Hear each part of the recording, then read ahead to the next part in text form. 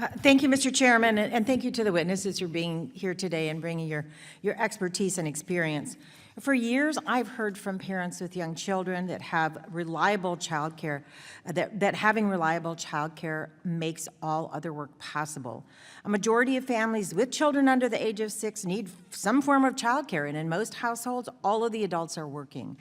In fact, all available parents are in the workforce for about 69% of children under the age of 6. And of course, when kids get older, they still need before and after school care and extended learning opportunities, or they will have the gaps that really challenge families as well. But despite this overwhelming need, childcare remains both expensive and scarce. It's something every witness here today included in their testimony, and in today's economy, parents must often juggle multiple responsibilities to make ends meet. Too many families today are struggling with higher prices at the grocery store, skyrocketing costs for healthcare and housing. Childcare is a necessity for the majority of American families with children, and in many places across the country, it's more expensive than housing or in-state college tuition. So this forces families to make impossible choices. Do they pay for rent, utilities, food, and healthcare, or do they pay for childcare? And in too many cases, families settle for lower quality care or may decide to leave the workforce entirely, jeopardizing their financial stability and future opportunities for their children. This issue is especially acute in my home state of Oregon, where the hurdles are both supply and affordability. And I speak with many Oregonians, often women, who are limited by the lack of access to childcare. But it isn't just women, it's families and it's the business community as well. Earlier this year, I held a town hall meeting in Clatskanie, which is a rural city, about 1,700 people, very rural, where the Head Start Center is the only childcare available in the entire city. And on Oregon's coast, the limited options for childcare prevent the coastal towns from expanding and thriving when families have to turn down jobs there because there's no childcare available. The Oregon legislature created a childcare infrastructure fund in 2023 to help expand childcare options, but the funding is just a drop in the bucket compared to what is truly needed to meet the demand. The lack of affordable care limits opportunities, creates stress for families, and also holds back the economy. Childcare challenges for parents and caregivers in the workforce cost the economy an estimated $122 billion each year in lost earnings, productivity, and revenue. Oregon alone loses about $1.4 billion each year. And these numbers reflect the missed economic potential as parents, and particularly mothers, are forced to leave their jobs or reduce their working hours. When parents cannot work because they do not have reliable childcare, businesses lose skilled workers and the economy suffers. And despite the high cost of childcare, care providers are also struggling. The early care and education workforce is overwhelmingly composed of women, particularly women of color. Childcare workers are among the lowest paid sectors, and many childcare providers have little or no access to other workplace benefits like health care. It's unacceptable that the people who are caring for our nation's youngest barely make a living wage and have stability in their own lives. And I've spoken with childcare workers who can't afford childcare for their own children. The childcare workforce is essential to our society, yet their compensation does not reflect the importance of their work.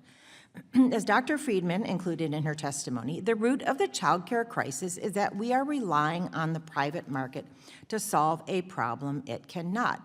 And I know the chairman mentioned public-private partnerships, and that's going to be part of the testimony today. That might work in some communities, but there are many communities in Oregon and across the country where these do not have the ability or resources to do that.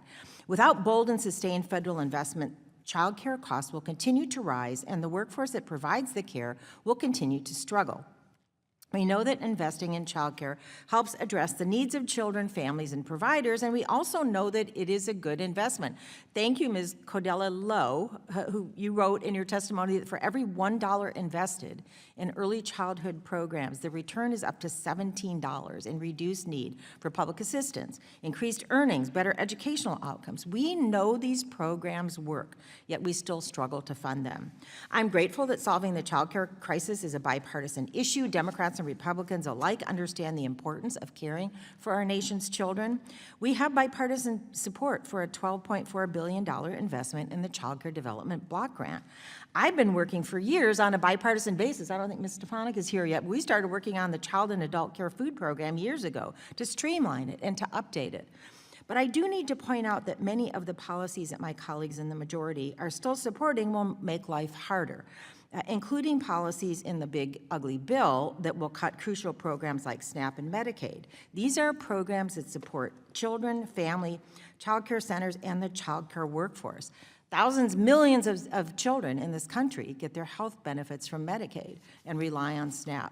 So let's acknowledge that hurdles to fully fund child care limits economic growth, threatens employers and small businesses, hurts working families and the early educator workforce, and because the early years are so critical to development, hinders the ability of children to meet their full potential. Again, it is a good investment to invest in early childhood education. It's undeniable that care is necessary for parents and the economy and the workforce, but it is also important for children. Quality childcare means not just having a place to park your kids during the day so you can go to work.